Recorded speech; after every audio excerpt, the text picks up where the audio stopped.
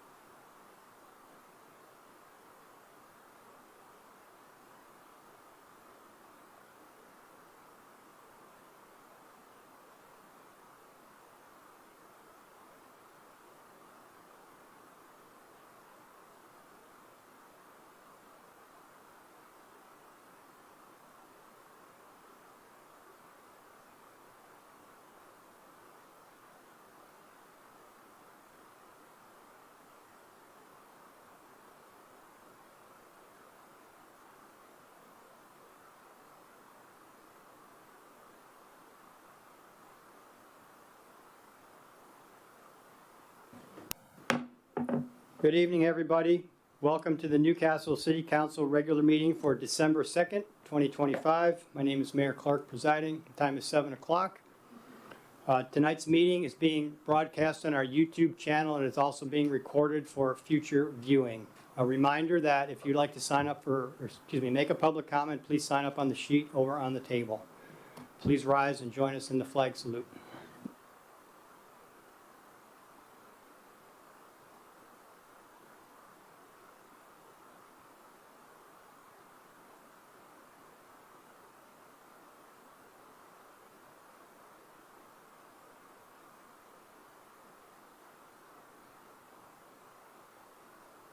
City Clerk, please call a roll.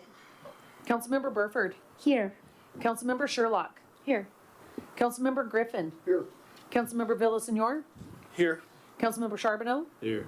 Deputy Mayor Lacotia. Here. Mayor Clark. Here. Thank you, City Clerk. The City Council just returned from a special meeting where we had an executive session per RCW 42.30.110 subsection 1 paragraph I. We did not make any decisions or take any votes during this executive session. Moving on right now, we have agenda approval. Do we have any desired changes or alterations to tonight's agenda? Okay, seeing none, show the agenda approved as written. Next up will be public comment. I'm sure we'll have some tonight, so public comment. I'll call your name, and you come on up to the podium. Please turn on the mic. State your name and neighborhood, please. You'll have 3 minutes to discuss whatever you'd like to discuss. And at the end of 3 minutes, a buzzer will sound. We ask you to wrap it up, please. Okay, quite a few people tonight. First up, Savane Dangi. Savane, come on up. Well, good evening, council members, Mayor Clark, Deputy Mayor Lacotia, city staff, and all the residents, and the fellow residents. My name is Savane Dangi, and I'm a resident of the reserve community in Newcastle. I would like to share 3 brief points tonight. First of all, I want to express my sincere gratitude to the entire council, for the work you guys do. For the little stipend you get, it does not even remotely reflect the hours, stress, and responsibility that comes with public service. So thank you. I especially want to thank the outgoing council members for the amazing work you guys did in balancing the budgets, as well as bringing a diverse perspective to this chamber. You have definitely guided this council very efficiently, so thank you. Second, I want to speak directly to my fellow Newcastle residents. Democracy depends on disagreement, healthy, constructive disagreement that makes our city stronger. But disagreement should never cross into condescension or personal attack. My humble request is that we avoid this in the future. When we raise concerns, let's also bring creativity, ideas, solutions, alternatives. I believe this mindset will make our future meetings more productive and more respectful. Finally, I want to end with a personal note of gratitude to someone I deeply admire, Deputy Mayor Lacotia, who also happens to be my better half. For 4 years, you have worked tirelessly for the city. Your creative ideas have helped city save significant sums of money. You leverage your financial acumen and balance the budget and set it up for a sustainable future. You consistently align with and respected the views of the majority. You have done all of this with little fanfare and far less appreciation than you deserve. I have profound respect for you, for your service, and the positive impact that you have made for this community. Thank you. And thank you, everyone, for your time. Thank you, Savane. Kim Lane, come on up, Kim.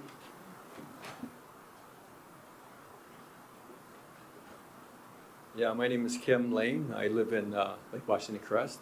And I'm just here to thank Mayor Robb and Councilman Quigg, who is here, for their service. Thank the outgoing members. And then you said everything I was going to say. So I just wanted to say that I think balancing, there was a lot of contention. I don't think it was productive at all. And also that balancing the budget is very important. That serves every resident in Newcastle. And everyone's talking about affordability crisis in government, but that starts with the government. So keeping the budget balanced and the burden on the residents low is really important, and I believe that was one of your prime concerns. I want to thank you for it, and Quig. I also want to say I supported Quig in removing the signs. I think that was a good idea. All right, thank you. Thank you, Kim. Carol Simpson, come on up, Carol. Good to have you back, Carol. You just came from me, I know that, didn't you? Good evening. Carol Simpson. I live in Mukilteo, Washington. First of all, I would like to add thank you, Mayor Clark and Deputy Mayor LaCochia. Without your hard work, we wouldn't be so well situated come January 6th, it will be 2026. 2 items on the agenda, the swim fees. Please give the ratepayers a break. Take a pause on the increase for this coming year. The swim fund has always been under budget in maintenance and capital facilities improvements. You've always come under what was budgeted to do the maintenance and the capital facilities.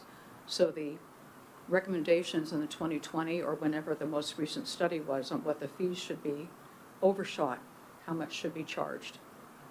The ending fund balance is growing and growing in that fund. So give us a break. Give Newcastle ratepayers a break. You have a comp plan coming up. You can look at the new rates for 27 and beyond. Second, on the generators. I understand that you want generators, and you've been working towards these for 2 years now. It's been on the budget. But what's the hurry to award a contract before you bid? You did this once before, and I criticized you severely for this. Stop doing this. A lot of the information, I sent out a detailed commentary on this project to you in your email, and I got response back from your city manager. In there, he provided a lot of information about this has been discussed with you, the timing of this has been discussed with council, how it's going to be paid for. None of that is in your agenda materials for tonight. It's not part of the public record. And lastly, he said the council has no choice but to award the bid to the lowest responsive and responsible bidder. It's the staff's job to chase that down.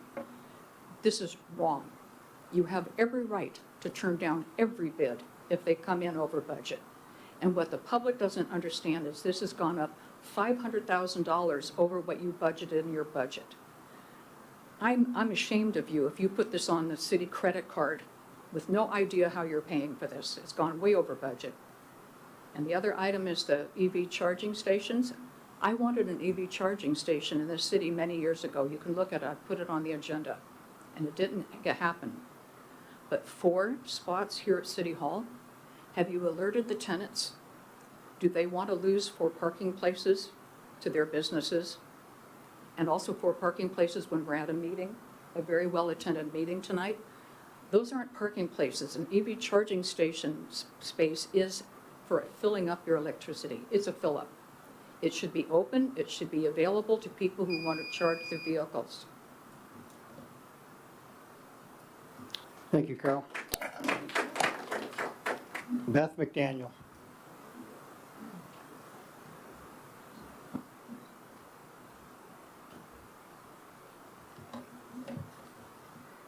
Good evening, council, members of the city, citizens. I just want to take a moment to, my name is Beth McDaniel. I live in Southwest Newcastle. I just wanted to thank Mayor Clark and Deputy Mayor LaCochia for your service to the council.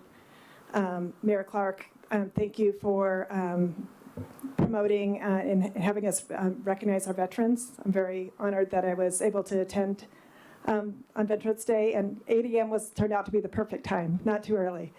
And Deputy Mayor LaCochia, thank you for listening to Newcastle citizens and for your service to the city. Councilmember Villasenor, congratulations at your first meeting. Thank you so much for your willingness to serve and bringing your experience, intellect, heart, all these things to our council. Nice things have been said from the dais about your recent election. Other things have been said about your losses. And I kind of take that to heart because I've had my own share of losses as well, especially in high school. But it kind of reminded me of someone I admire and I've read about. So just a little bit about him. He was defeated for the state legislature. He was elected 2 years later. But then he was defeated for speaker 4 years later. He was defeated for Congress. He lost when he was reelected. He was defeated for the U.S. Senate. And he was defeated when he, as a nomination for the Vice President of the United States. He again was defeated for the U.S. Senate. And then he was elected President of the United States. And of course, I'm referring to Abraham Lincoln. So you are in very good company, and thank you in advance for your service. And look forward to all that you're going to bring to Newcastle. We really appreciate it. And again, thank you, Mayor Clark and Deputy Mayor LaJoria, and all the best in your future endeavors. Thank you. Larry Fudge.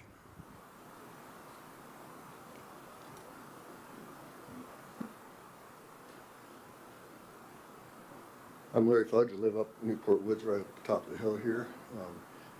I just want to say thank you to the City Council and suggest that you guys try to maintain that line, keep us in the black in the future. Rob, you've done a great job as a neighbor and the mayor. Same with you, Tom. Proud of you. Thank you very much. So you guys got a high bar to meet. Try to keep us in the black and not go over, as we were just understanding this $500 or $500,000 over budget.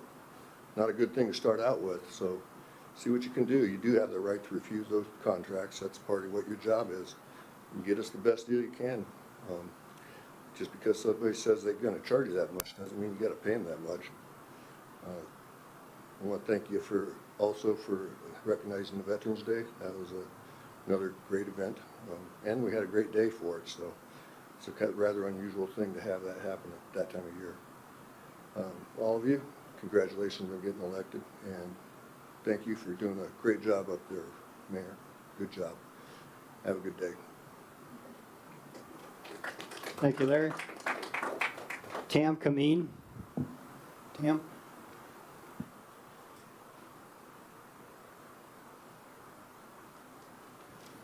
I'm Tam Kameen from Olympus, and first of all, I'd like to thank Deputy Mayor Lakota and her 4 years of keeping her eye on the budget and fiscal sustainability and making sure that we could balance that budget. I appreciate that.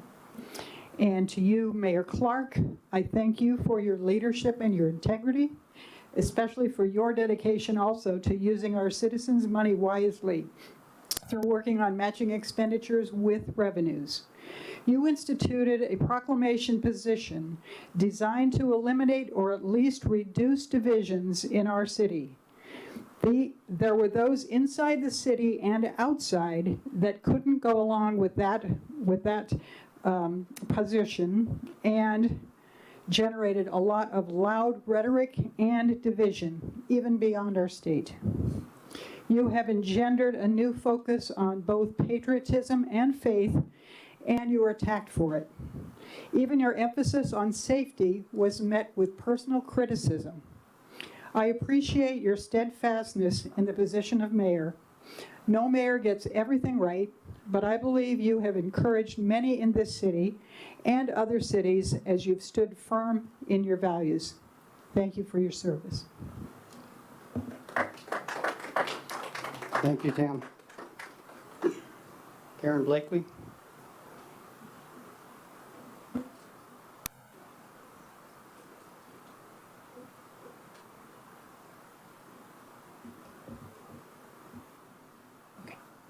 Is on? Yes, red is on. Hi, Karen Frost Blakely. I live on the far west side of Newcastle.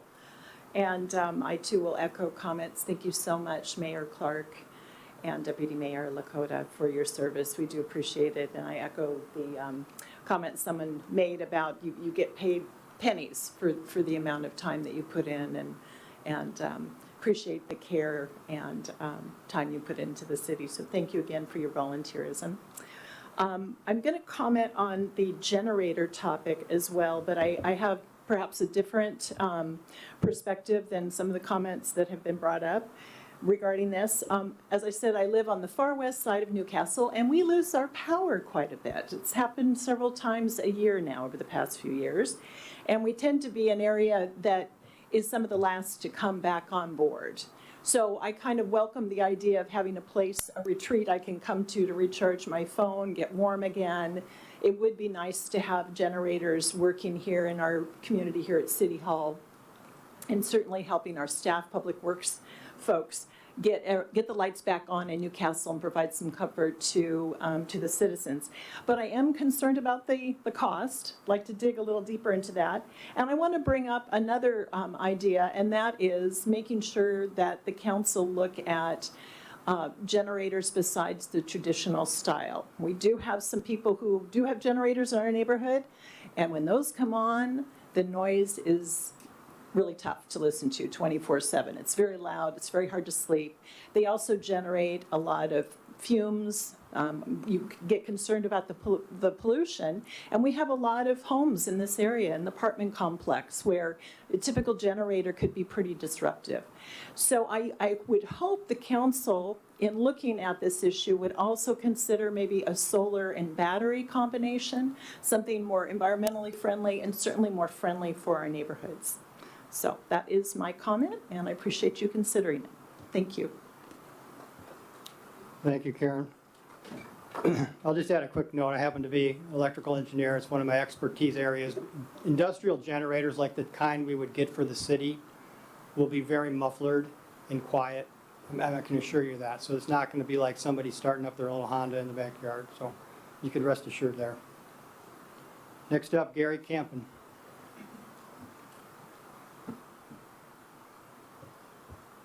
Gary Campen, 12601 Southeast 75th Place, Newcastle. I'd like to make 2 requests on behalf of Newcastle Trails.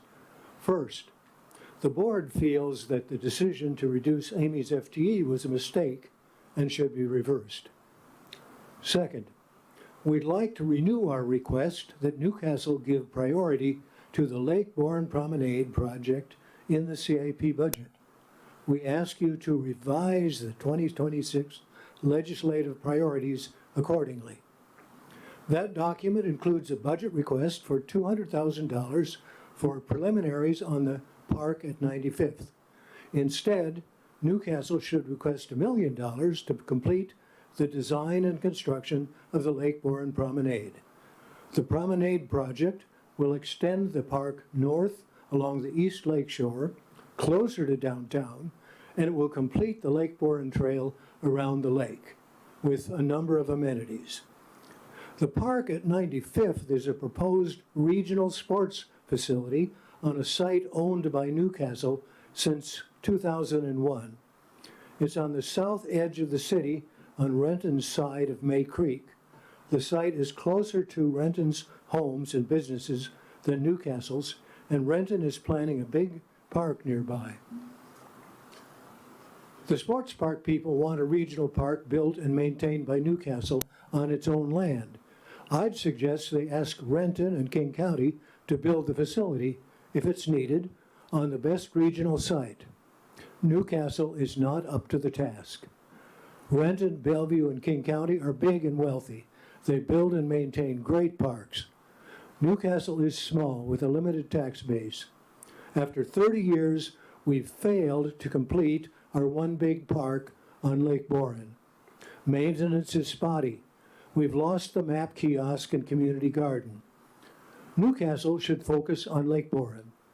Leave the sports park to those able to build it. $1 million approximates the cost of the promenade in the 2016 Park Master Plan. We can allow for inflation by dropping some costly elements of the original plan and adding others, landscaping, benches, a water pavilion, and a view pavilion. And with one grant in hand, we can pursue other grants and private donations. We can add amenities and perhaps expand the scope of the project. Our best chance for a grant is the promenade. The boardwalk was a big success. We got a grant and built it. The promenade is similar in cost and function on easier terrain. It offers more than the boardwalk, more trail, more waterfront, more amenities like benches and pavilions and landscaping. We should pursue a grant and build it now while we can.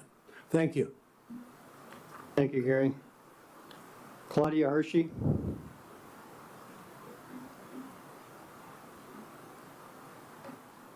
Claudia Hershey, Newport Woods neighborhood. Congratulations to Councilmember Chris Villasenor. I look forward to your leadership, and the results of your election really do say that our residents of Newcastle value and want an inclusive city government, an inclusive city for all the residents of Newcastle. Thank you, Claudia. Next up, Roberta.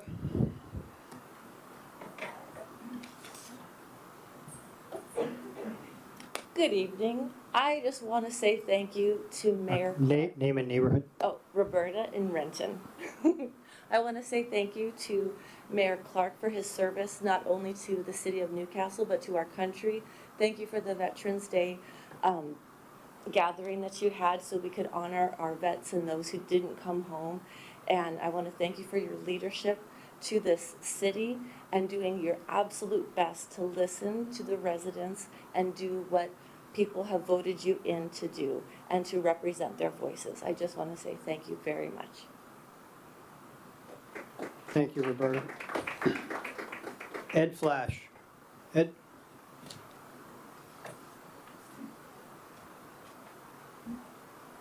Hello, good evening. So first I want to thank Councilmember Chris Villasenor for being appointed to the, or for winning election and being appointed to the council this evening. You have done this before, so you know what it's about, and I'm sure you're going to do a great job as you did the last time. I want to thank the mayor and deputy mayor for your service to the city. Really appreciate your time, your commitment. It's a hard job, and you are compensated very little, so it's basically a volunteer job. So thank you for wanting to make this a great place for all of us to live. Thirdly, I'd like to invite everybody to Newcastle Arts Council's Song of the Season event this Saturday. So every year we gather choirs from the local schools. So this year we have Maywood, Hazen, Newcastle Elementary, Newport High School, and Tyee Middle School. They're going to participate in a concert. It's from 1 to 3, and it's going to be at Factoria Mall, so indoors. So everybody can be comfortable this year. In the past, we've held it outdoors. So we decided to bring it indoors this year to create a little better environment. So welcome there. And lastly, I'd like to talk a little bit about the event and recreation coordinator position. So I hope that the council will vote for the increase to 1 FTE for that position. There's a lot of talk, and we all know that public safety is a really important part of our community, an important role of the city government, and an important role that you guys play in making sure that that's sustained. I kind of look at this position as also having a little bit of a public safety component to it. So everybody knows that when you create community, right, and you're comfortable with your neighbors and you know your neighbors, we're going to look out for each other. And in times of crisis, when things happen, we're going to make sure that we are there to support our neighbors. That's what this position does, is it helps build community within Newcastle. Secondly, I'm all for getting those notifications when there's an emergency that happens in the city. This is also a communications job, and my understanding is that was one of the reasons why I went from a 0.8 to 1.0 in the first place, was because the communications part of that job was taking more time than was originally planned. And so I'd encourage you to continue to fund that position at a full FTE. It's an important position to this community, to this city, and a vital role for us as citizens and the entire environment of Newcastle. So thank you for your consideration. Thank you, Ed. That concludes the sign-up sheet. City Clerk, anybody online? Okay, that concludes the first public comment. There's another sheet for later in the meeting. If you'd like to sign up, please do so. Moving on now, we have no ceremonial presentations tonight. Next up is council comment. Welcome, Councilmember Villasenor. Why don't you start us out? Thank you. Good evening, everybody. Thank you for coming. It's an honor to be back serving on the Newcastle City Council. I'd first like to congratulate all of the candidates who participated in the past election. Government of the people, by the people, and for the people is only possible when people are willing to serve. And so thank you to all the people who participated. It's not easy to run for office, and I know that everyone put out a lot of effort to do that. I'd also like to thank the outgoing council, Mayor Clark, Deputy Mayor Lacotia, Councilmember Quigg, who have all served, who've all taken time out of their lives to make sure that they, take time to really put forth the effort to make this a really terrific city. So thank you to them. I'd also like to congratulate Councilmember Charbonneau on his reelection and incoming council members Karen Frost Blakely and Andy Jacobs.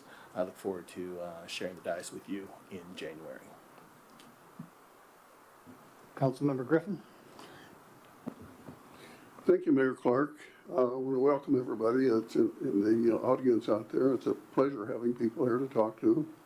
I want to thank Deputy Mayor LaCourtia and Mayor Clark for their service. It's been a pleasure and an honor to serve with them. And I have a thing I put together for tonight.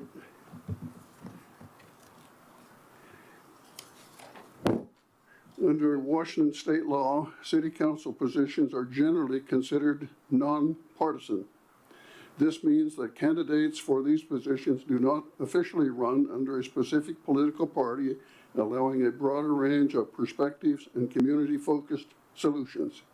Additionally, all city and town officers, including city councils, are classified as nonpartisan, ensuing that no party affiliations are listed on the ballot. The Newcastle City Council operating procedures, policies and procedures, paragraph 2.01, City Council elections. Newcastle voters elect council members to 4-year terms on a citywide basis and not from districts. The 7 positions are nonpartisan, terms are staggered, and positions ending for 3 members at one time and 4 members the next. Newcastle City Council elections are a part of the King County general election held in November of odd-numbered years. Now, you just, those of you who were here earlier heard the oath of office, and we all have to take it once we are elected, and we do that with no problem. I got in the mail just the other day, this was before the election,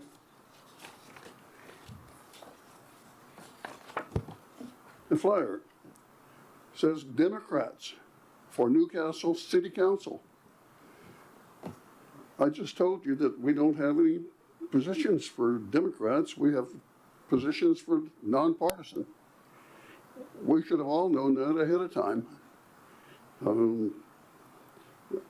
This I think needs to be pointed out, whether it makes a difference to anybody or not. I think that we need to know what's going on. We need to know what's in the Newcastle policies and procedures, the manual that we all get, and that we have an opportunity to read and check it out and see what's going on.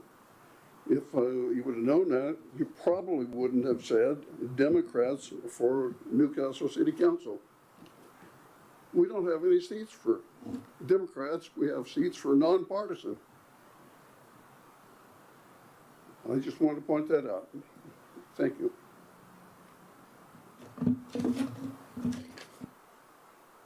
Councilmember Sherlock. Thank you, Mayor Clark. I just want to say welcome back, Councilmember Villasenor. I'm really glad to have you up here. I look forward to working with you. And truly thank you to Mayor Clark and Deputy Mayor Lacotia for your service to the city.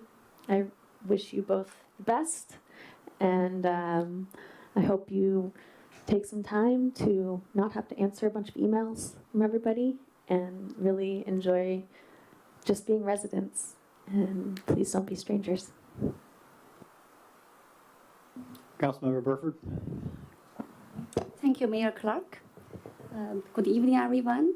I'm so glad to see you all, and thank you for joining our council meeting tonight. I'd like to congratulate Councilmember Chris Villar Sr. For winning your election and joining our council, and welcome back. I look forward to working with you. And also, thank you so much to Mayor Clark for your leadership. And recognizing veterans is also very dear to my heart. I really, really thank you for your service. And also thank you so much to our Deputy Mayor Lacotia. Thank you for your service and dedication, and also continue to volunteer to engage our senior residents in our community. Thank you. I also want to take this moment to give a huge shout out to this last weekend. We in Newcastle, we had our annual event as our Newcastle tradition as a city. Saturday and Sunday, so we had on Saturday. So all day until evening, we had our second annual Newcastle Holiday Market, sponsored and organized by Newcastle Arts Council, and also worked together with Newcastle Chamber of Commerce. So many volunteers. I also want to give a special shout out to Amy George. Amy George was there from the beginning to the end, all day. And of course, yeah, I mean, all day is from 1 to 6, but prior to the event, and to all the volunteers who are lending their hands. And you know, it's winter time. We were so lucky. It was not rainy and wet, so we were blessed. And we had a great turnout. And also gave a special shout out to Alison and Christian. They were leading the effort, and also our Newcastle special Mr. Santa Claus and Mrs. Santa Claus at our event, and for all the volunteers. I saw like Chris there, I myself and the council member Sherlock. We were all there, and also in the evening from 6, we had our Newcastle annual holiday tree lighting event. It was well attended with all the volunteers and just a holiday cheer. I want to once again give my heartfelt shout out to our Newcastle. I mean, he doesn't live in Newcastle, but he is part of Newcastle community for years. So David Franklin for hosting this annual tradition, also co-sponsoring with Newcastle Chamber of Commerce for this really, really holiday gathering. And I just want to say thank you, everyone. I had a great time at both events.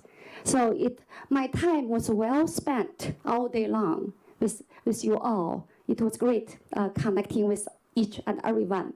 Also, last but not least, and this is our last council meeting before this 2026. I want to take this moment to wish everyone a very happy holiday season, wishing you and your loved one all the best, and stay safe and happy. Thank you. Councilmember Charbonneau. Thank you. Yeah, so it's great to be back. Just first and foremost, really honored to be serving 4 more years on City Council. Really excited for it. I think I've built a lot of strong relationships. I've learned a lot over the last 4 years, and you know, a lot of things change in the day-to-day, but that fire I still have, and the approach I have to it is still the same. So I'm appreciative to the city for bringing me back. I want to thank too all our outgoing folks. I know for Mayor Clark and Deputy Mayor Lacotia, I know we all came in at the same time and have been with each other from the start. So I'm only slightly jealous of the nights you'll get back to yourself, but definitely enjoy those, and thank you for your service for the low pay and the long hours. I wanted to welcome back as well to Councilmember Chris Villasenor. Great to work with you again. I always appreciated your insight and your care and your thoughtfulness for the city. So I think it's a great thing to have back. I just wanted to, I do this every year too. I started a couple of weeks ago, another season for me, what is now year 8 of coaching boys and girls wrestling at Hazen High School. And I'm just really thankful for that, and that I still have the ability, the Renton School District trusts me with their kids to coach them, and it's a really great, it's one of the things I love doing in the community, keeps me sane with all the politics, and just I'm thankful to do it every year and like to call that out. And then just I will be speaking December 9th at the holiday party for the Urbanists, which is a nonprofit publication, along with Burien and Seattle council members about planning policy. I'll be representing the East Side contingent there. So I know we've had quite a lengthy comment session. I will end there. Deputy Mayor. Thank you. So my last public comment today. Good evening, Newcastle. Somebody asked me, how was it being on the council? And I told them my journey has been like a Bollywood movie. Anybody watch Bollywood? Full of action, drama, emotions, breakups, finally a happy ending. When you sit here, you cannot make everybody happy. You have to choose what you feel is the right option. I just want to say thank you to the citizens of Newcastle for giving me an opportunity to serve you.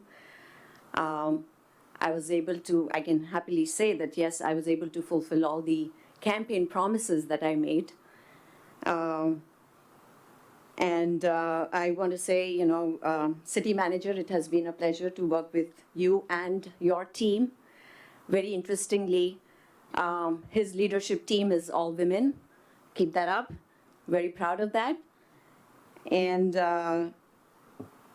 it's been a pleasure, I would say. And thank you to my fellow council members. It's been fun being on this side. And I think I'm looking forward to being on the other side. I just want to say happy holidays to everyone here on the dais and our fellow citizens. Thank you. Good luck. Thank you, Deputy Mayor.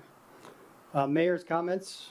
I will have a few comments at the end of the meeting, but for now, I just want to point out that I want to give a shout out to King County Council, Reagan Dunn and his team, because we got a notification that we got some more grants from them. So I mentioned at the last meeting that we got a $100,000 grant to apply to Lake Bourne Park. And since then, I talked to Cody, his chief of staff, and there's additional grants, and I'll let the city manager talk about it, but for YMCA, for our city, for the Lunar New Year, for Hazen High School, and so it was a really good thing. We seem to get a lot more this year than normal, and I really appreciate the efforts for Reagan Dunn and his staff to do that for us.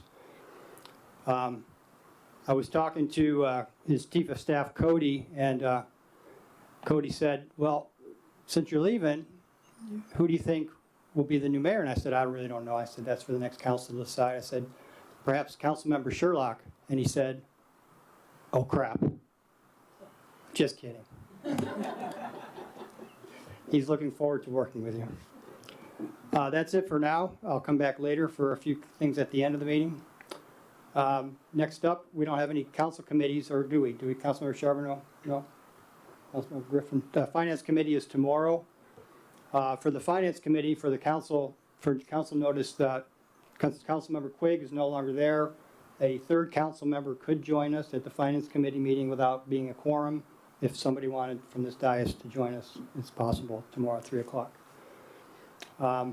Any regional committees? Councilmember Burford? Yeah, thank you, Mayor Clark. Tomorrow I will join SCA, Sound City Association's meeting. I am the voting delegate on behalf of our city, and then I will let you know the meeting result. Thank you.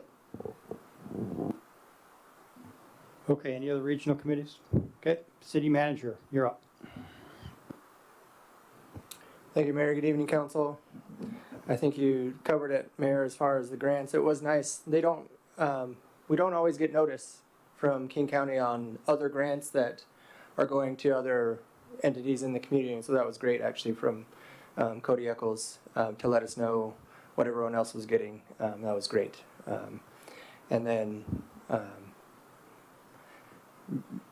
most of the time, I may have said this last meeting, but most of the time, we always get grants from King County towards this time of year, but usually they're like $5,000 or $10,000, and they're reaching out saying, "Hey, could you use $5,000 or $10,000 for some park equipment or for some small thing?" And so when Cody told us that he was going to get us $100,000 for Lake Warren Park, we were pretty excited about that, and then to have them be able to be successful with that's incredible. So super grateful for that.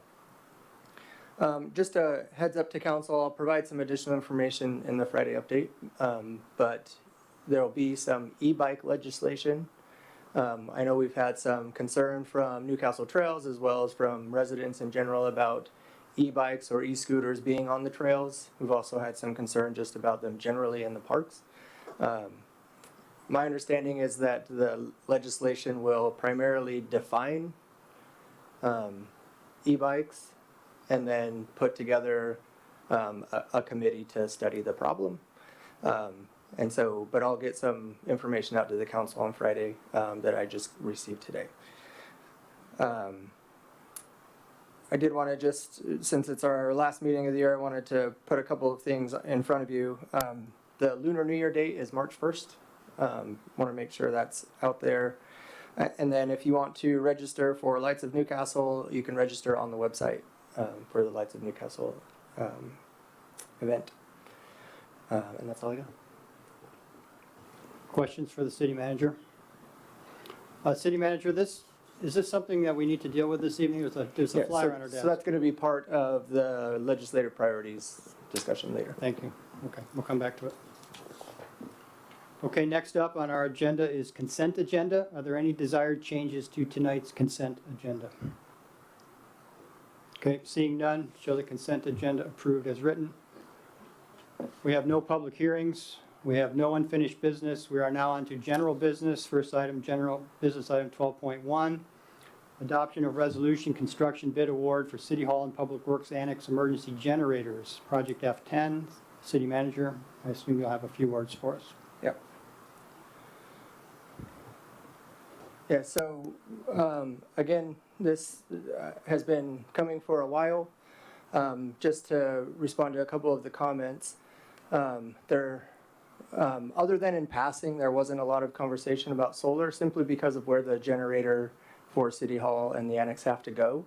The tree cover is a bit too intrusive for that to be a possibility.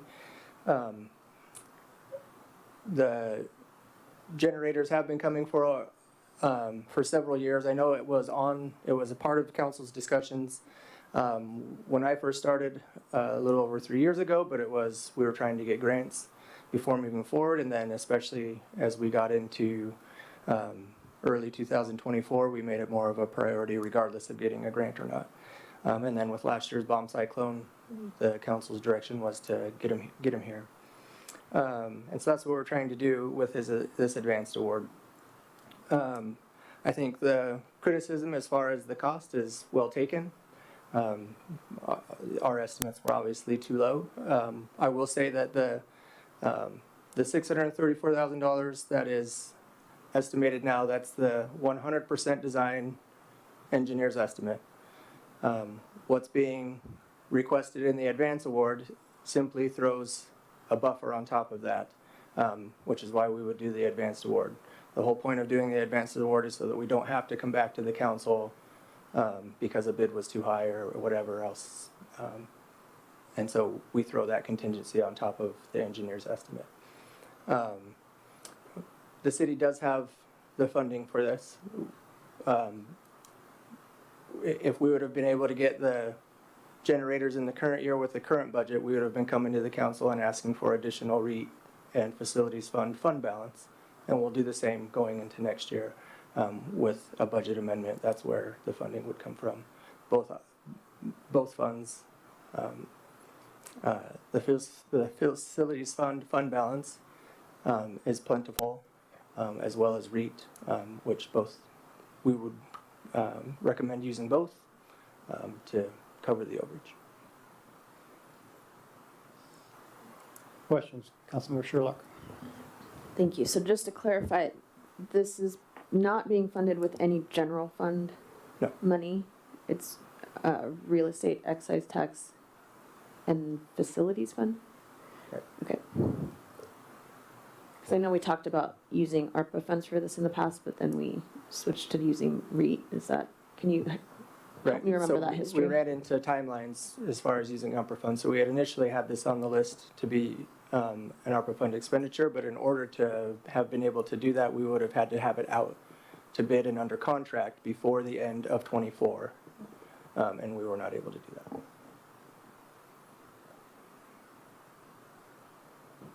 Deputy Mayor.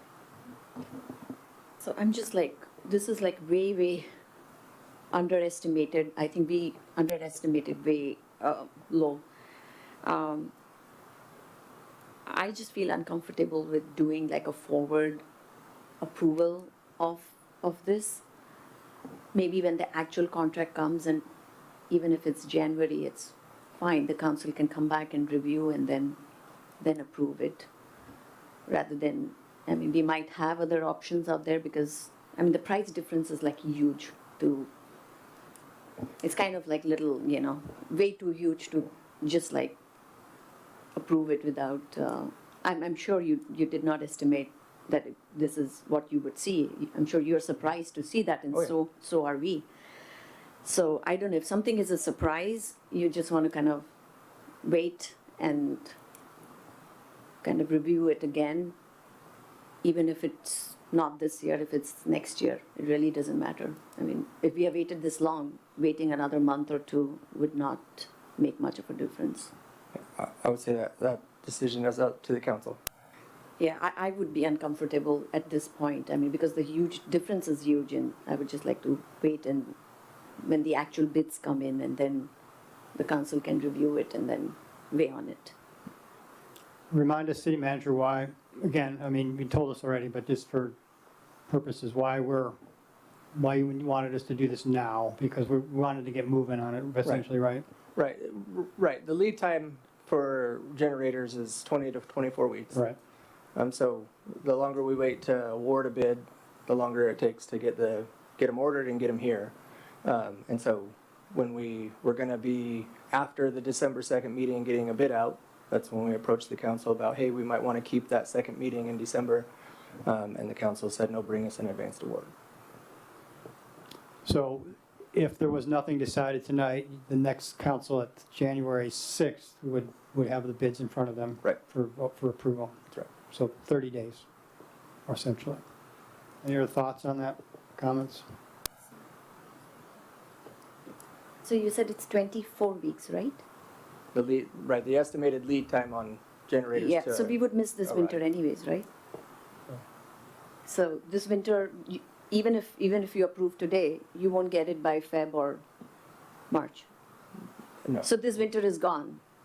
So it really doesn't matter because you need it. Feb is the most notorious month that we see snow here, and by March I think we're good. So technically, like, you have enough lead time. Like, there's no rush because you're going to miss the winter anyways. Yeah, like I said, that's totally up to the council. We're happy to wait until January if the council is okay waiting until January. Is there a budget impact? I mean, did this need to happen in the 2025 budget? Is there there's nothing pending or anything. There's no impact. No. In terms of timing. Great. Is there a reason why the price is so big on it? Is it because we're asking for more of a generator than we started out as? There's definitely some cost increase just based on where we're able to put generators at the annex. There's a lot of things going under the ground right there where we couldn't build on top of. And so there's definitely some increased costs based on that and not being able to put it where we wanted to put it there. And then a lot of the increased time frame was working through those issues. But I think the issue was simply we were really low on our estimate coming into the 2025 budget. I think the cost was going to be the cost. There's nothing pushing that cost up. Certainly a couple of weeks isn't going to push that cost up. I thought when we started that we had a pretty decent guesstimate of what a generator might cost. We did too. Okay. Councilmember Charbonneau, go ahead. Thank you. Can you speak to if the staff approach to this, whether if we were to table this, what would that inconvenience staff in any particular way? I assume there's reason for it being brought in this manner. Were the advertisement for bids still going to go out? We're still going to open bids, and then we would just go like projects normally go. It would just not get awarded until after the January 6th meeting.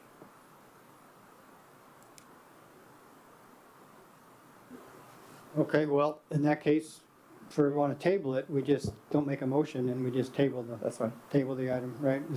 So the two of us are going to be gone. I'm going to leave it to the other guys up here to decide. You okay with moving it to January? I guess some nods, head nods? Okay, city manager, we're going to table this item. It'll come back in for the next council.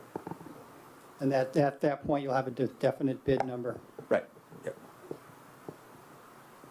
Okay, moving on.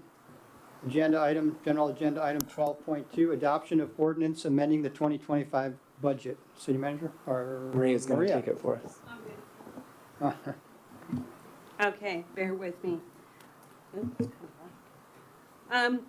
Before you is Agenda Bill 2590, and what we are trying to do is amend the budget for 2025, and of course this would be the last amendment of the year. The reason for it, the included budget adjustments to the 2025 budget include an increase in expenditures of $115,000 and a net decrease in the ending fund balance of $115,000 for street. That is the biggest fiscal impact. The other general fund, there's not going to be any increase to the expenditures for or cost to the city. It's simply to ensure that we are within budget compliance and we don't go over the budgeted salary dollars. So what we have done is taken a couple that are getting really close salary-wise for a couple of different departments, reducing the benefit line items and increasing the salaries. So it washes itself. The second one for street, it does have a fiscal impact. Primarily, it is for, well, the three line items that for the street fund, the expenditures, we know a couple of them are already over budget. And depending on with December, if we have any snow, ice events, what have you, basically the first line item is for King County Road Services. It's basically road maintenance. We are over that due to restriping of the streets in Newcastle, and I believe that occurred September. So we were pushing the limit, but there's also additional road maintenance that has been requested. So we're trying to, or we would like to increase that particular line item. And then the next line item that is over in streets is the utilities. And over the last couple of years, it's steadily been going up, the cost of the utilities, which is the water, the power, everything related to streets. And the third line item that we would like to increase is not currently over budget, but it's getting real close, and that is for the hazardous tree maintenance, which we've really put a big emphasis on this year. So we are wanting to increase expenditures by 115,000, which is going to decrease the ending fund balance the same amount. It washes. Any questions? Questions for Maria? Okay, seeing none, can I get a motion, please? I move adoption of ordinance 2025-680, amending ordinance 2024-667, the 2025 budget as presented. Second. Okay, it's been moved and second. Any discussion desired? Okay, the motion on the floor is to adopt ordinance 2025-680, amending ordinance 2024-667, the 2025 budget as presented. All in favor? Aye. Opposed? Okay, motion passes 7-0. Thank you. Thank you, Maria. Next up is item 12.3, adoption of ordinance amending Exhibit A to ordinance 2025-678, the 2026 salary schedule. City Manager? Thank you, Mayor. Yeah, so this came as a request from a couple of council members to get it on the agenda. Essentially, the proposed 2026 budget included an increase of the events and recreation coordinator position from 0.8 to 1 FTE. When that budget was adopted, that amount was amended down to leave it at 0.8, and this is a request to reinstate that to 1 FTE. I'll make a comment on this. I'm the one who asked for this to be put on the agenda. Pretty simply, I just decided to change my vote. I made it in what I thought is a personal poor choice. It doesn't go any deeper than that, right? If events and recreation coordinator works a full-time schedule, she should get a full-time pay. I know I've had some disagreements with some friends of mine about this, but that's how I feel about it. So that's why I asked to be put on the agenda, and Councilmember Sherlock seconded it. Any other comments? Go ahead, Councilmember Griffin. What we were trying to do is save the people's money. We were not trying to do anything else. There was one person accused us of micromanaging, and another one accused us of not having any heart for the city manager, and that's not true. We don't have anything other than really good work. We have the best staff in the city of Newcastle that any other city has. We have that. We're happy with our city manager. You know, there are things that some of the people who make comments up here forget to read the procedures manual, and some of the things that come up are really not something that should be coming from people up here. It's not something you should be able to do. It's against the rules. Anyhow, that's what we were trying to do, is save some of the people's money. Any other comments? Go ahead. Thank you, Mayor. I'll just say for the record, I am in favor of this adjustment. I was before, so I still am. But I think for me, it's continuing the current service that's provided to the city through this position, and I think it's a very important service. That the reason it went up was really due to the amount of time that it takes to communicate clearly to the public, especially during storms and stuff like that. And so that's very important to me. I think it's part of public safety. So I'm in favor of this, and I appreciate it being brought forward tonight. Motion, please. Anybody? Council, do you have a comment? Councilman Burford? Thank you, Mayor Clark. So I also want to take this moment just to be on the record. I made my comment last time based on what I believe and what I have witnessed. Amy George has been really putting extra times and more than 1.0 time working for our city. And also I want to echo our Newcastle Arts Council co-chair and also our co-president, and also our CAC co-chair, Ed Flash. So in his comment, I totally agree. So Amy George's position actually has public safety component. Also, it's really ensure we have essential communication to our citizens, to general public. This is really much needed. So we really need to, so that's why I'm in favor of this decision. Thank you, Mayor Clark, and everybody who support this decision. Thank you. Go ahead.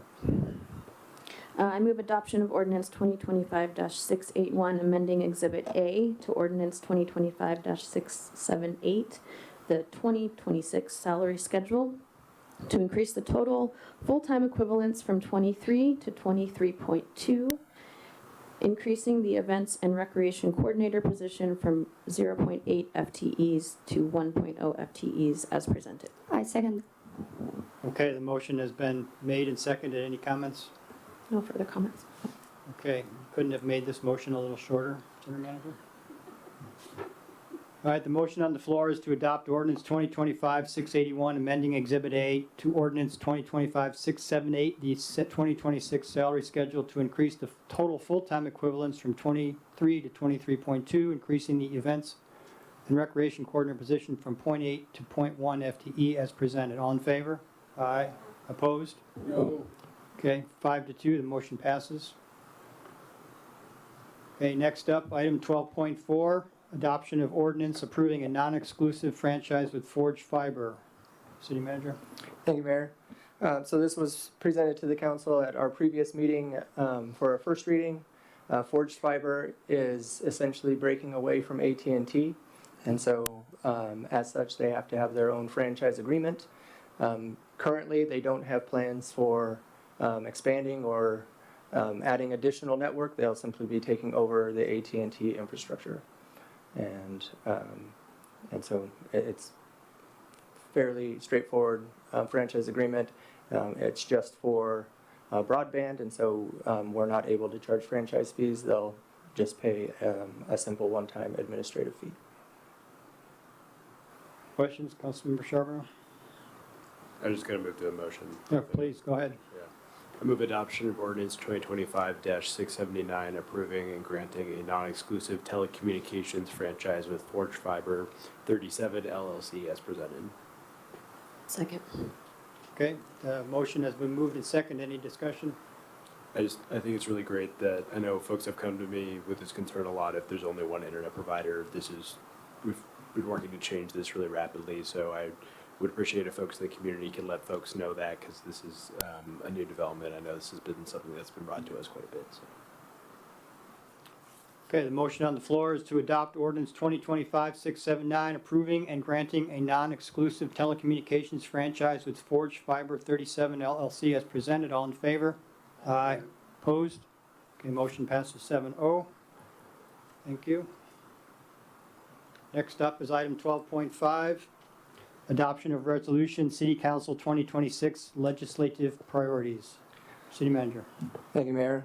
So our state lobbyist is not on yet, so we'll see if she's going to be able to get on. I know she had a meeting previous to this, but happy to walk through briefly our draft legislative priorities. What's in front of you has to do with the liability reform priority as far as the liability reform. So we had a paragraph in the earlier drafts on liability reform that speaks specifically to number 1 in your handout that says action needed. And so halfway down that first page, it says key reforms critical for fiscal health, and number 1, reform joint and several liability. So our paragraph had been specific to that.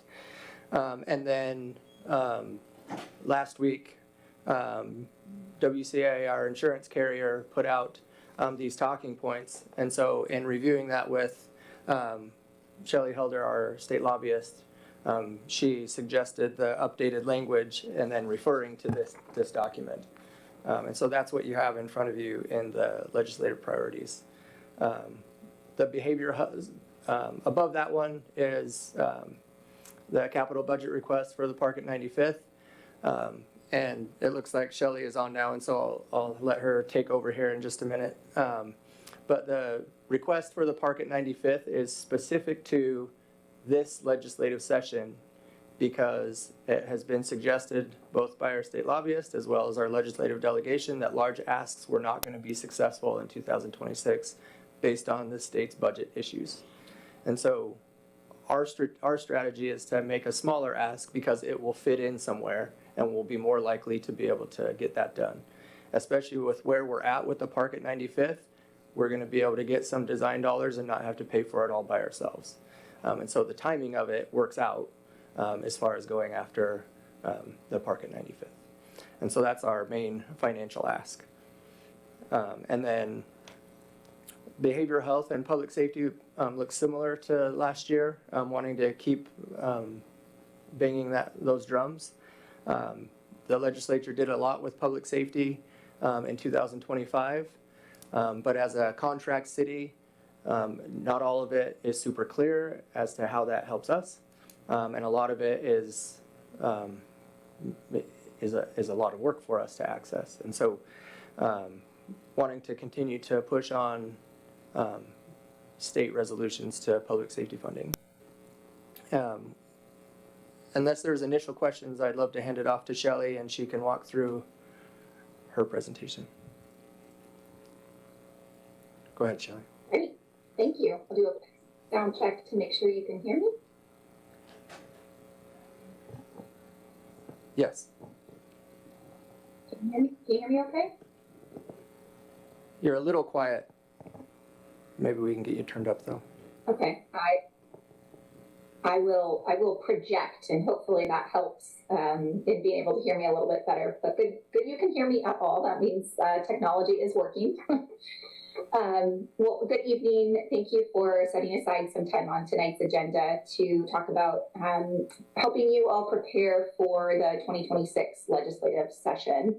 So I'm going to cover just a few items this evening, 4 topics. And really the purpose of covering this is to provide you all context so that you can consider and share your feedback or input on the city's draft legislative priorities that the city manager just reviewed. So I'm going to start by just sharing a brief preview of the 2026 session. I'm going to provide some context for the funding requests that are going to be made to the legislature. We'll review those draft priorities and then wrap up with what comes after this. So the 2026 session is the second year of the biennium.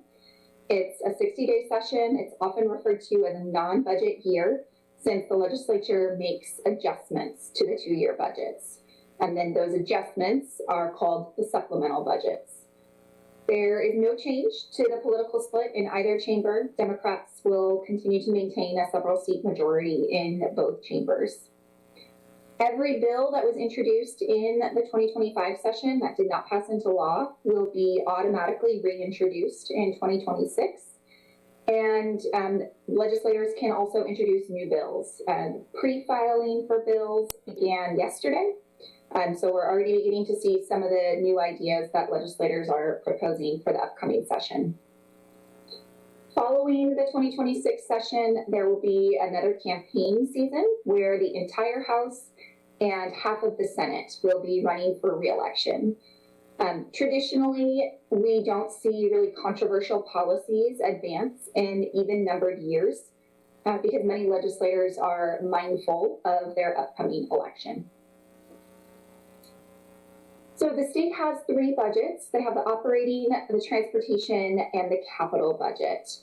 The state's current budget cycle runs from July 1st, 2025 through June 30th of 2027. The operating budget is the budget that you likely hear about most in the news, and that is the budget that's facing the greatest challenge. Depending on who you talk to and how you count, the deficit is roughly $900 million over the 4-year outlook. And this figure reflects the decline in anticipated revenue relative to when their budget was adopted. So it doesn't take into account any potential increased investments from programs that have lost federal funding. So in this upcoming short session, legislators will either have to raise new revenue through taxes and fees or cut expenses, or both, which is what they opted to do last year.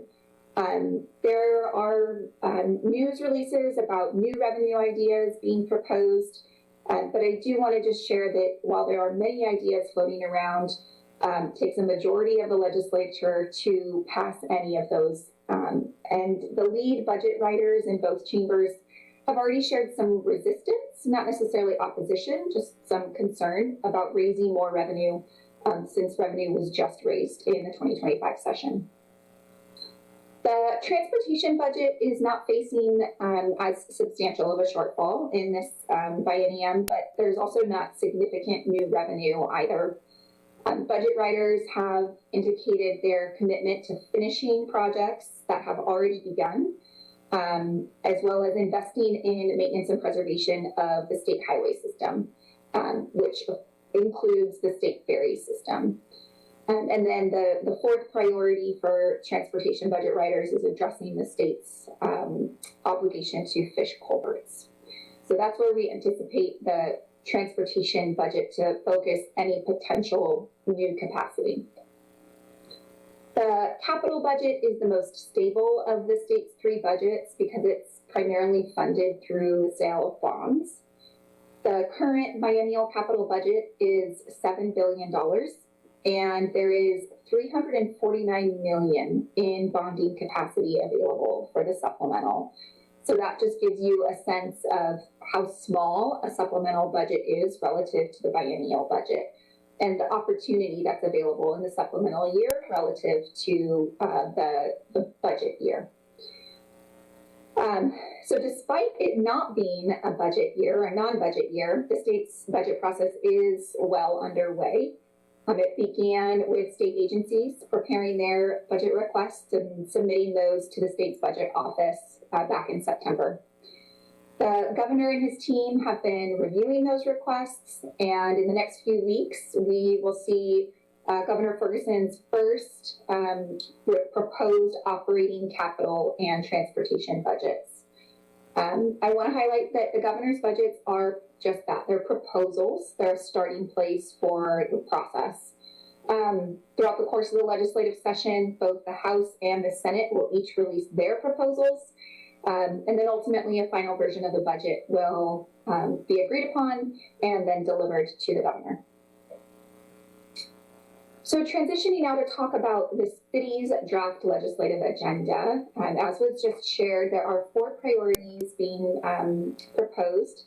The first is a request for $200,000 from the state's capital budget to support the design of Phase 2A of the park at 95th.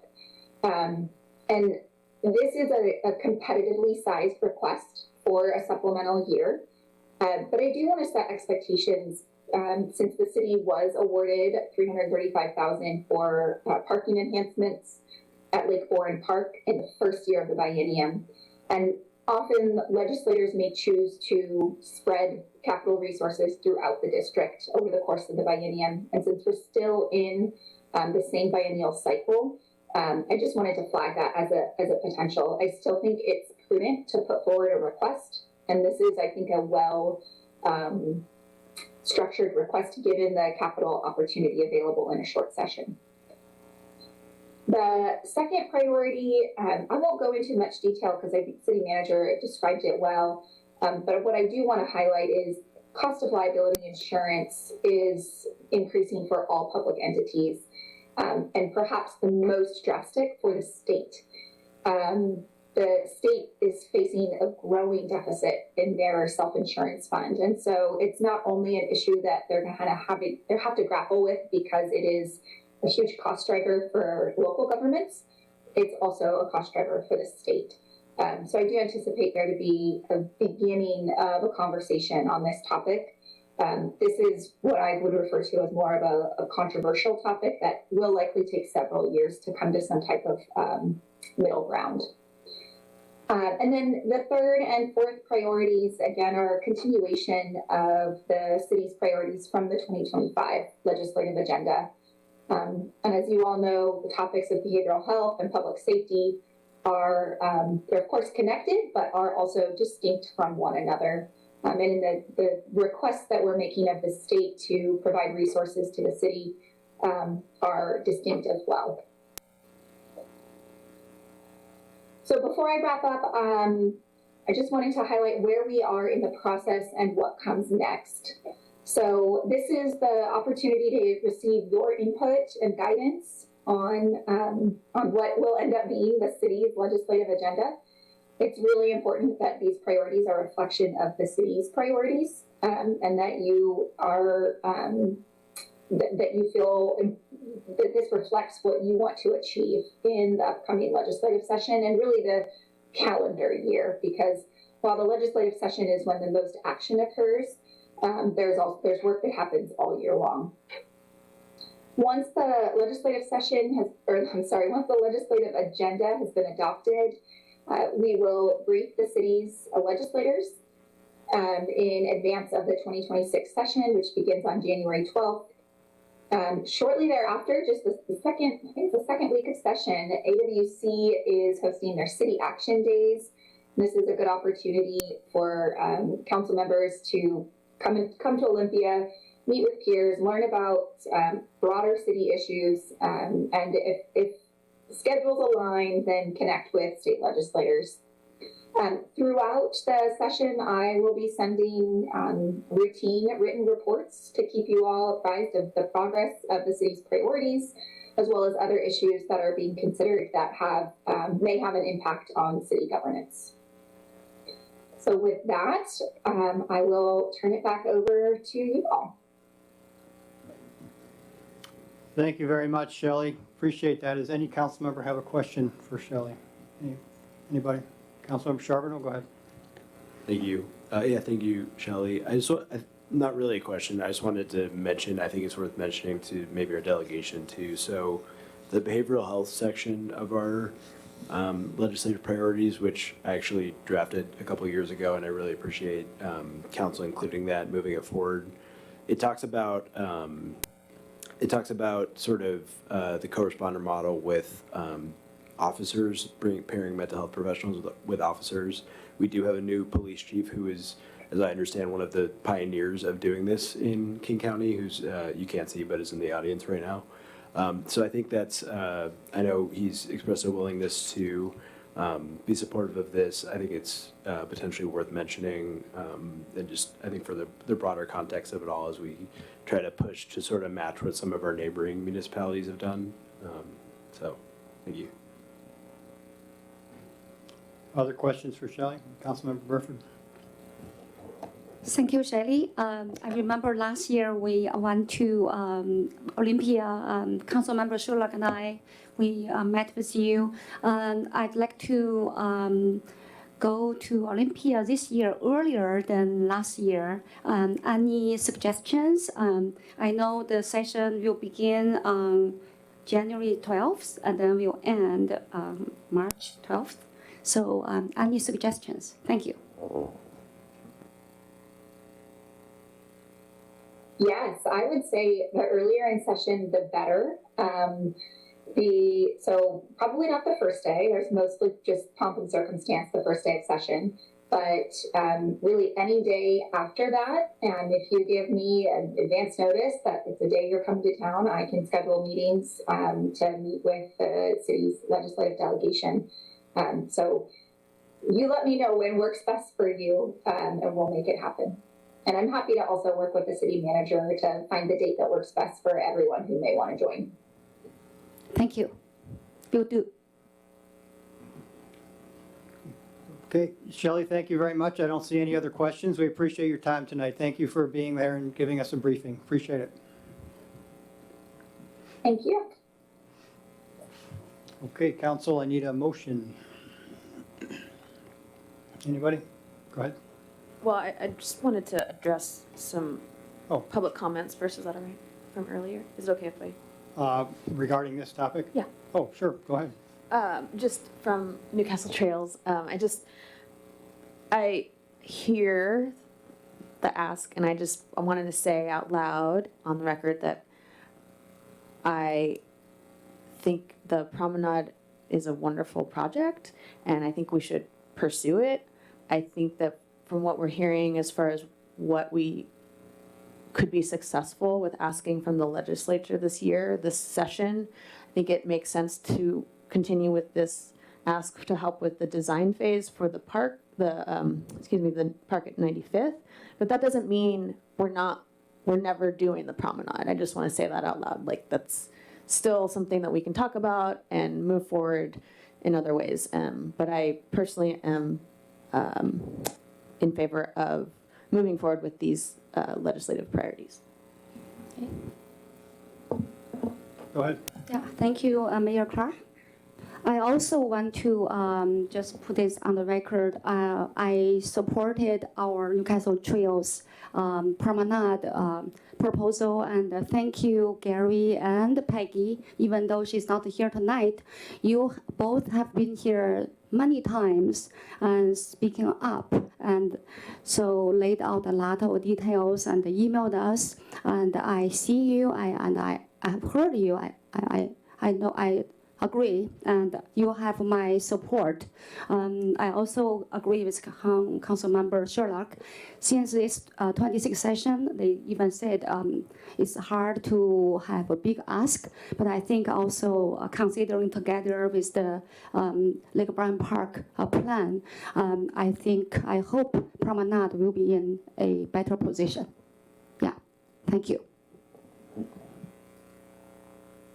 Councilmember Villasenor. Yeah, and just as another comment on top of the park at 95th, I believe there still is a survey that's open, so if you haven't participated in that, it's an excellent way to get your voice heard in terms of what vision you might have around that space, if you have a vision at all, or if you're opposed to it or whatever. I think it's an excellent way to let us know how you're feeling about it. Councilmember Charbonneau. I move adoption of Resolution 2025-1065, City Council 2026 legislative priorities as presented. I second. Okay, the resolution's been moved and seconded. Any additional discussion? I would just add, grants are not a zero-sum game. Grants are not a zero-sum game. These things are not mutually exclusive of each other. Just because there are many sources, as I think we heard, the legislature is actually not the best source for grants for us. I think Commerce is a better source of grants. I think the county is a better source of grants. Just because one project is moving forward does not mean another project is not moving forward. This Park at 95th project's in its infancy relative to the promenade, and getting, it doesn't need to be an either or. These grants come around relatively frequently as well too, year to year. So I would challenge the framing on some of that, and I know we've had conversations about that, but it's not, no part of this is not showing support for another project. Okay, the motion on the floor is to adopt Resolution 2025-1065, City Council's 2026 legislative priorities as presented. All in favor? Aye. Opposed? Okay, motion passes 7-0. Thank you, everyone. Okay, that concludes our general business. We are on to additional public comment. So again, like the first public comment, I'll call you. Please come to the podium. You'll have 3 minutes to talk about whatever you'd like. State your name and neighborhood, please. And then when the buzzer rings, we'll ask you to wrap it up. So we've got a long list, but there's some crossouts. So we'll start with Stuart Blocker. Stuart.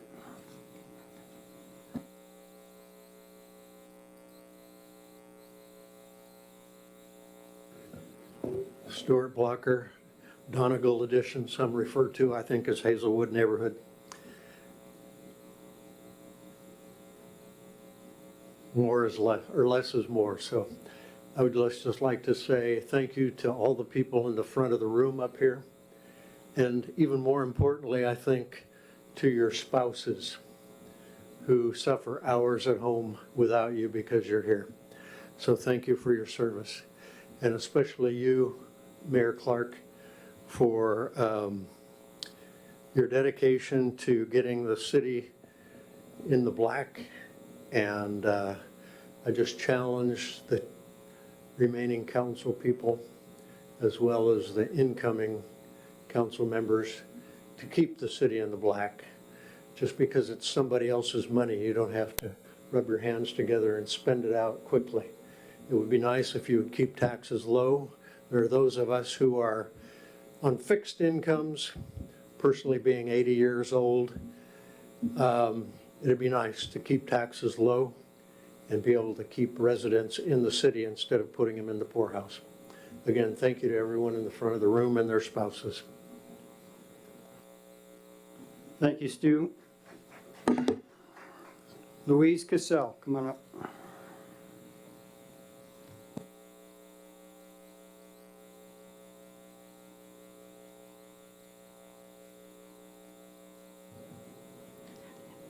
Louise Cassell, Hazelwood, Donegal neighborhood. As someone who spoke at the last council meeting about the conversation around the budget, I just really want to thank everybody for that vote that just happened. While it very easily could have happened at a future council meeting that wouldn't have involved you, Mayor Clark, I appreciate the fact that you actually did put it up there so you could be a part of correcting what felt like a kind of an injustice to see what had been months of conversation reduced to a 17-minute debate where it felt like what was being discussed wasn't really in the best interest of our city. So I just really want to thank you. I also want to raise the point when we have council members who choose to use their comment period to bring flyers that they receive in the mail. When we in the audience have questions about how they made personal $1,200 contributions to the campaigns of others who lost in this most recent election, please be aware that there are other questions that really should be asked when we start to bring things out that are not relevant to what's happening here in this room or to the people on the dais.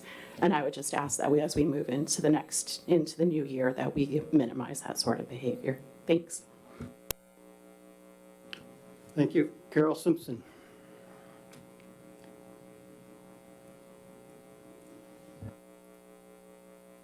Carol Simpson, Mukilteo.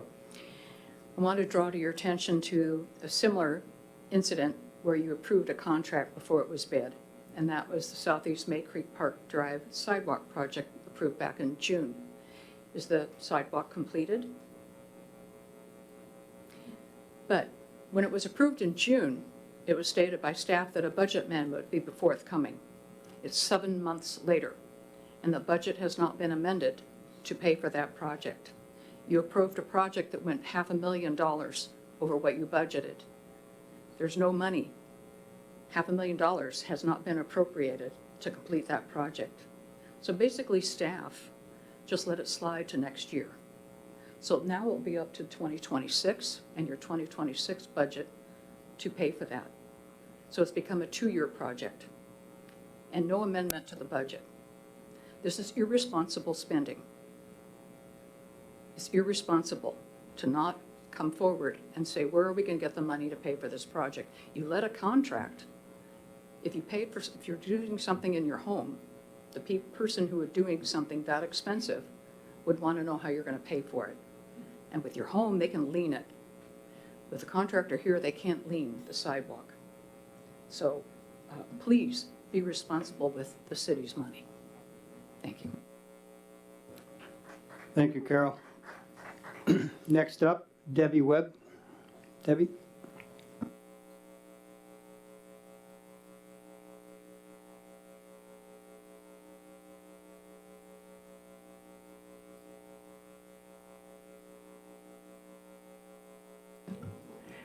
Thank you each for your service to our city. I've lived here since 20 years before it became the city of Newcastle, long time. And this year, because of Rob Clark and some of the things that came up with the city, I did get involved, listening to this, if I wasn't here, hoping to be online and so on.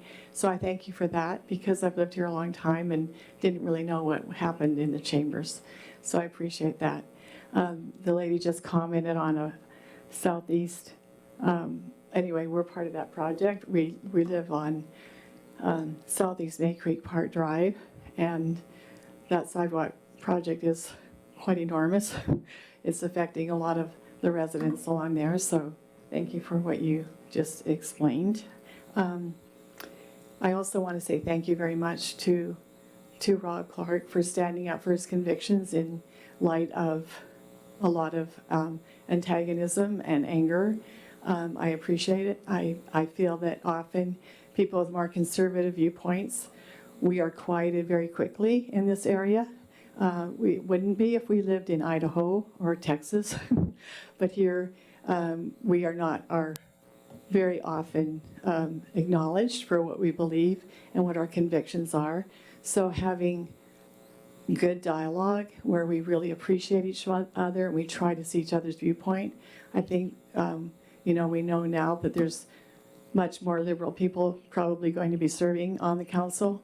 And I hope that we're able to have good dialogue and understand each other and not use rhetoric that hurts and harms. So thank you. Thank you, Debbie. I also want to say thank you very much for the budget, for keeping it fiscally being responsible. I appreciate that. Okay, next up, Sophia Stott. Sophia?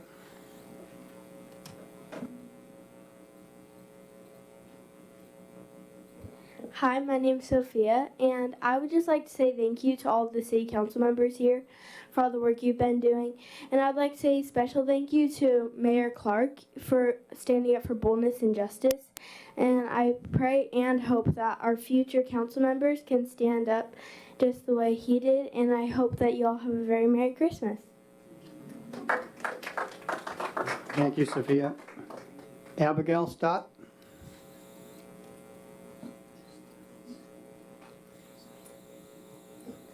Good evening, council members and Mayor Clark. I would like to say thank you to all of you because I know that you do all put in the time and work to do what you do. I would like to give a really special thanks to Robert Mayor Clark.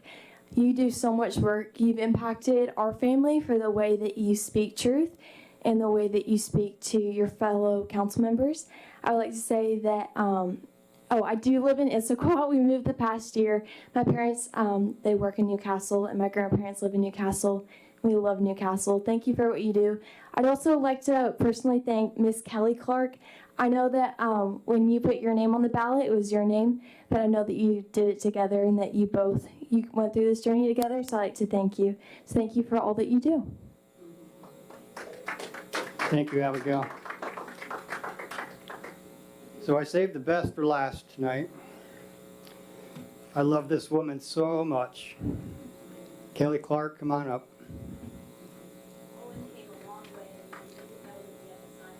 Okay, Owen, come on up, buddy. I love you too, buddy. Come on up.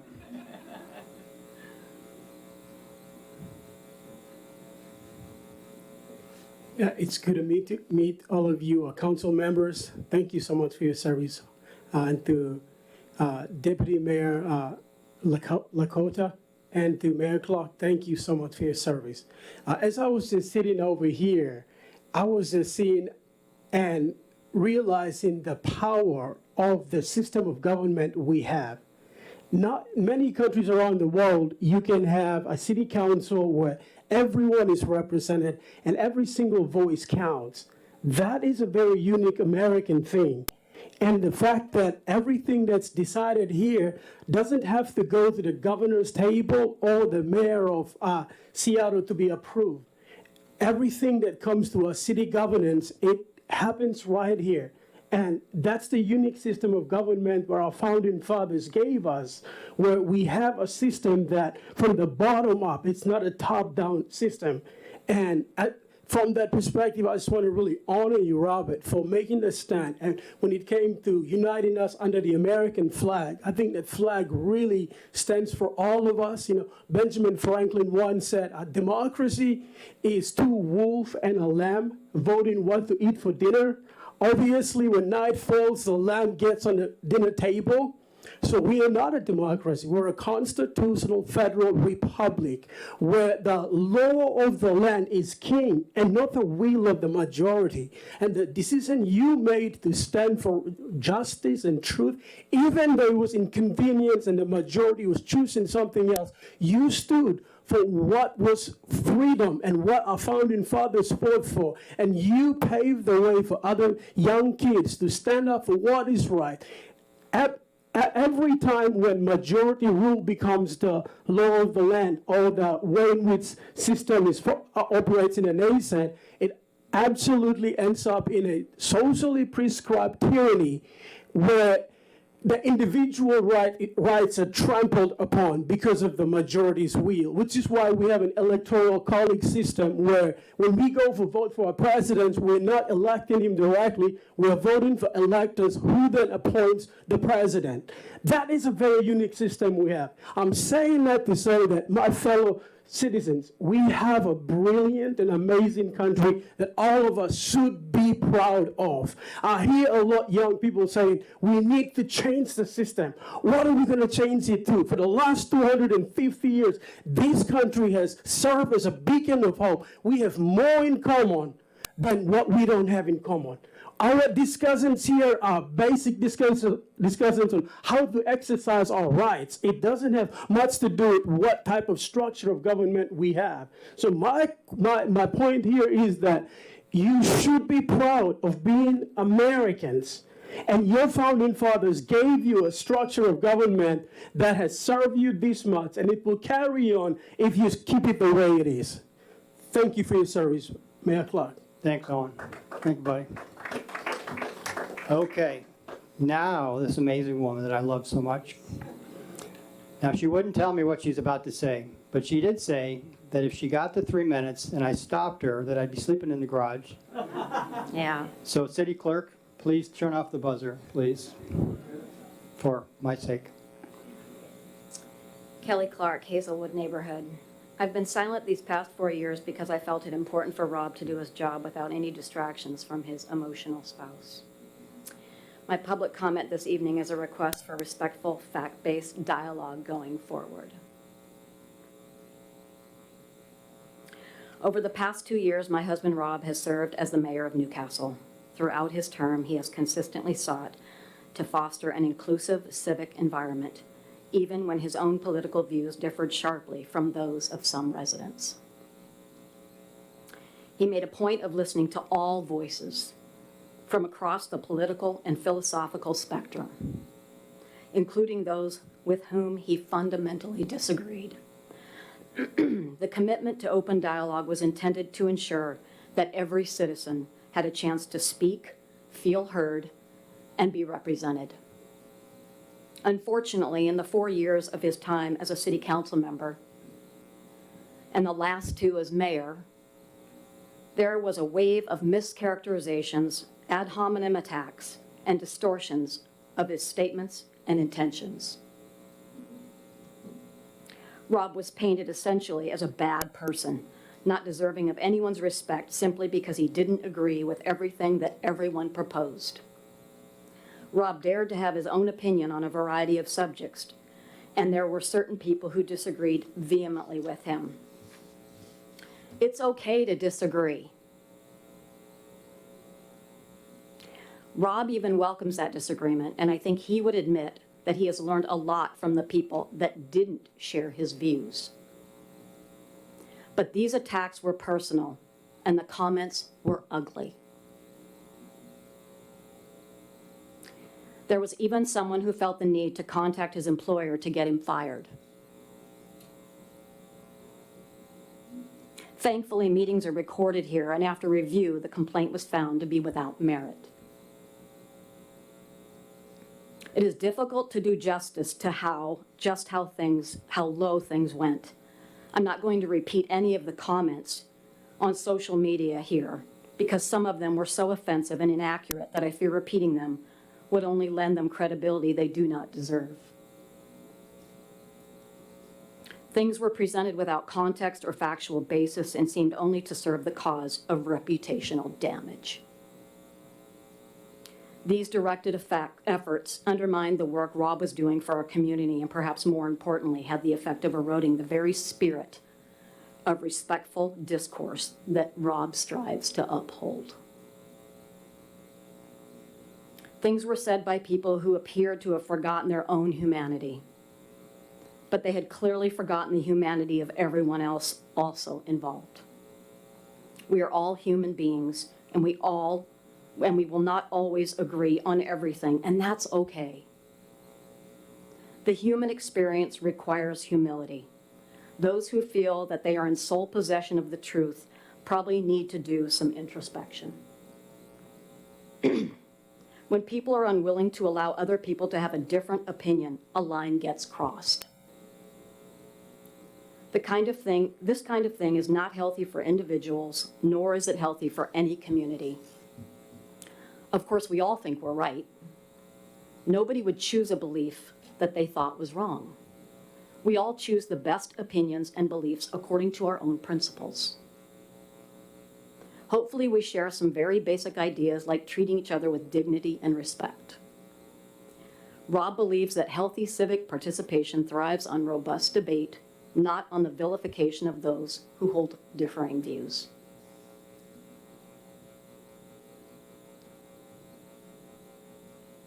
For all that has transpired in the last 4 years, I'm grateful to God for being faithful in these troubled times. He's also provided us deep friendships and connections with community members we would have otherwise never met. We also feel blessed by the outpouring of support from across Washington State and the entire country. I also want to take a moment, Scott Pingle and Jane Westman, you two were extremely respectful and supportive of me on a personal level. Within the last few weeks over something that I had seen on social media, I had called Scott, and I really appreciate the fact that you've been so kind, not only to me, but to Rob. It's been a very tough 4 years for me. Maybe not so much for him, but for me it has been really rough. I don't handle hate very well, and it seems to just roll off his back, but I do appreciate that. Thank you.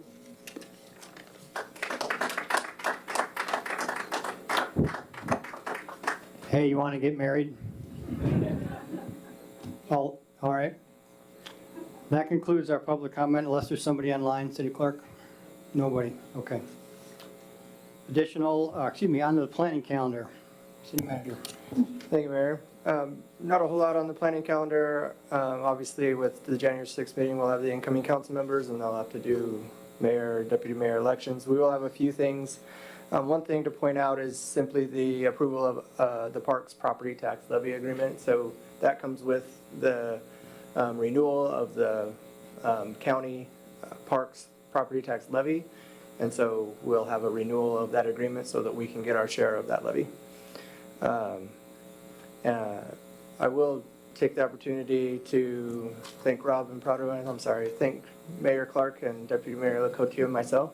It's been a pleasure to work with both of you as we've worked through the last couple of years and agendas and all the things that have gone on. And so thank you. I hope you won't be strangers as you move on into not sitting in those chairs. I appreciate you. I appreciate something that my council members hear from me every so often is just that I'm thankful they do what they do because that lets me do what I do and I like what I do. So thank you. Thank you, City Manager. So I just have a couple things to say. I'm going to take prerogative here, and only about an hour. Just kidding. Back in 2021, when I was had already declared for office, but the campaign hadn't really ramped up yet. We were having a meeting in my living room, and sitting around discussing things, and Bill Erksleben was there.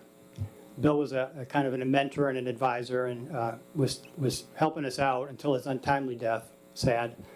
And he said something really unique, and I'll never forget it. He said, this whole experience is going to be a lot of fun. You're going to have fun. And he didn't just mean the campaign, he meant like being on the council. He said it'll be fun. Well, here we are 4.5 years later. I don't know that I would use that word, fun. But it's definitely been interesting and very satisfying.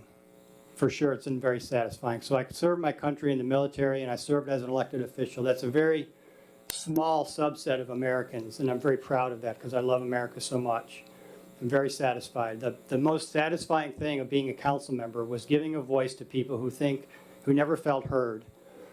You know, the city of Newcastle isn't just this downtown core. It's a whole bunch of neighborhoods that always, you know, seem to get neglected. And when I was talk to people, people felt they could call me and ask for help, and I love that, right? Like, nobody's ever helped me. Thank you, Mayor Clark. I appreciate it.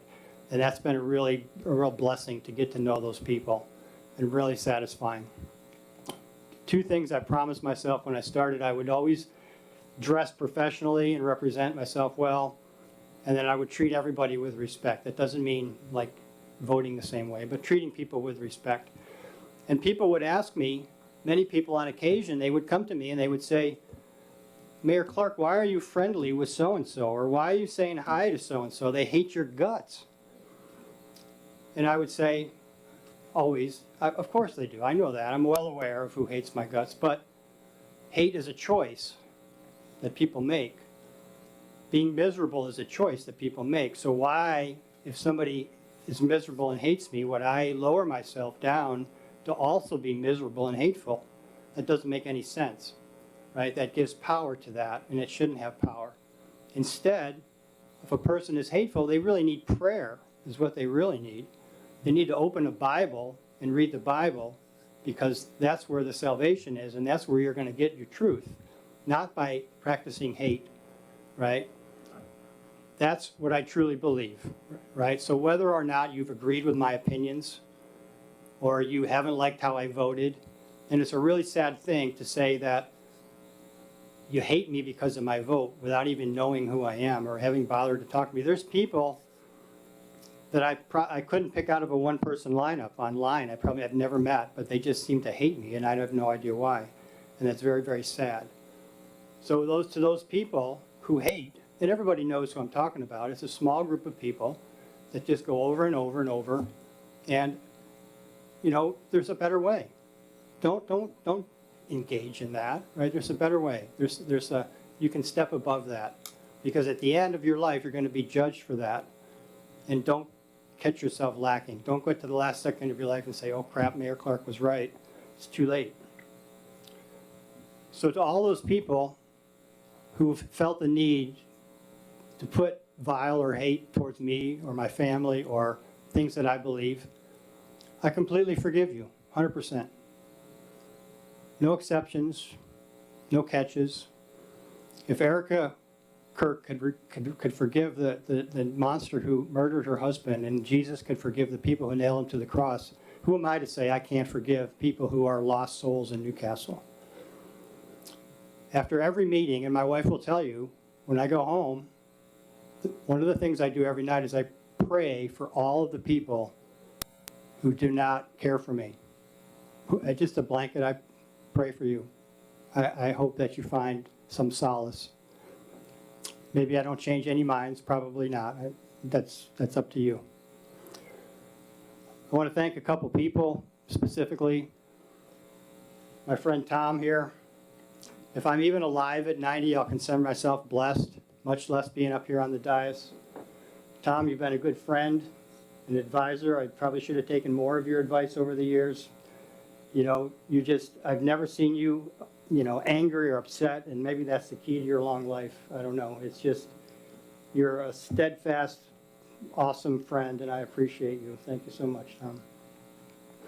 Pradham, I appreciated going through this whole campaign with you. I know we had some unfortunate differences, but people have already mentioned your steadfast commitment to financial responsibility, and I just want to echo that. The city is better off for you having been in the service here. Scott, I appreciate you very much. You know, we've had some oil and water moments. We certainly have, we know that, but we have grown stronger because of it, each of us, I believe. You have stewarded the city out of the sort of train wreck that existed before you, and you've done a good job. You've had great hires. We've got an awesome police chief. I'm really jealous. I'm not going to be around to work with him, right? Lindsay is phenomenal with finance. Yeah, you did hire Jane though, but you know. Love you, Jane. Thank you, Scott. And I can't say anything without mentioning Mr. Len Troutman. I don't know how many meetings we all sat up here and the whole chamber was empty except for Len. I don't think Len has missed a meeting in 4 years. He maybe has had, but it doesn't seem like it. Len, your friendship, your support, your advice, you're a rock, buddy. You epitomize Newcastle. Thank you. Thank you, Len, for being there. And I'm sure you'll continue to come even after we're gone. You're going to be here, and the next council will get to be here and enjoy you too. If I were to thank every person individually, we'd be here for hours and hours and hours more, and I won't subject you to that. But I want to just say a blanket statement to everybody who has supported me and Kelly. You know, we just love you for that. We have made so many friends and acquaintances that we never would have made, and it's been awesome. It's been really awesome. A big shout out to my brand new family at Eden Church. That was one of the biggest blessings of this whole experience is acquiring a whole brand new family. Some people are here tonight from the church, but the church has been a rock to us, and we love everybody at church, right? I want to give a big shout out to Darren Stott, who's not here tonight. I love you, buddy. He's in Cuba leading 10,000 people to salvation at a revival, so that is really awesome. But he's been amazing to me. And finally, I cannot stop without, I've already said it, I love you, Kelly. I love you so much. I just, wow. To know that I'm going to spend eternity with you is just amazing to me. I'm just blessed. Every day I pinch myself. You're so awesome. You know, I just love you. Man, I love you so much. And you know what? I'm the mayor. I could marry us again right now, right? Why not? And the last thing I'll say is I want to thank my Lord and Savior, Jesus Christ. And Lord, I hope that I have not disappointed you. The Apostle Paul says, trust God, not man. And I hope that I have. Please God, not man. I hope that I have. And everybody will have a Merry Christmas. Remember, it's about the birth of Christ. It's not Santa Claus or whatever you believe. It's the birth of Christ. So everybody have a great Christmas season. Good night.